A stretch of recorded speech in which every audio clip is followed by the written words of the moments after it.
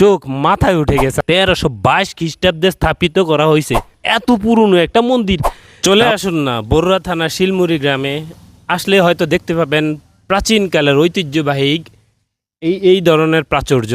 এটা হচ্ছে মন্দির। হিন্দুরা যারা আছেন, হিন্দুবাসী যারা আছেন বা হিন্দু ধর্ম অবলম্বী যারা আছেন, তারা আসেন একটু দেখেন। দূরে ঘুরতে যেতে হয় না, ঘুরে মনটাকে শান্ত করার জন্য, ক্লান্তি পাওয়ার জন্য বরুড়া থানার বরুড়াবাসী যারা আছেন তারা এই অঞ্চলগুলোতে আসেন, দেখেন, ঘুরেন। এত সুন্দর একটা প্রাচীন ঐতিহ্য বা একেবারে প্রাচীন একটা দালান, সেটা আমি দেখতে পেয়ে সত্যি আসলে মনোমুগ্ধকর। হয়তো পারে সেটা মন্দির, কিন্তু এই প্রাচীন জিনিসটা দেখে অন্যরকম একটা ফিলিংস চলে আসে।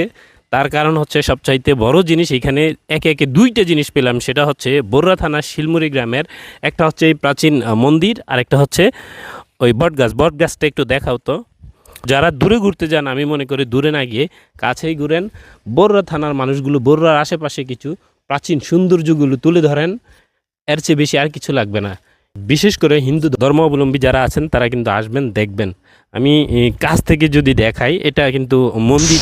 বিশ্বাস করেন, চোখ মাথায় উঠে গেছে। আমি এর আগের যে ভিডিওতে বলেছিলাম, আসলে এটা ডেট জানি না, কিন্তু কাছে থেকে যখন এটার ডেট দেখতে পেলাম আমি একেবারে মানে হতবাক। এটা 1322 খ্রিস্টাব্দে স্থাপিত করা হয়েছে, আর এটার নাম হয়েছে শ্রী মন্দির।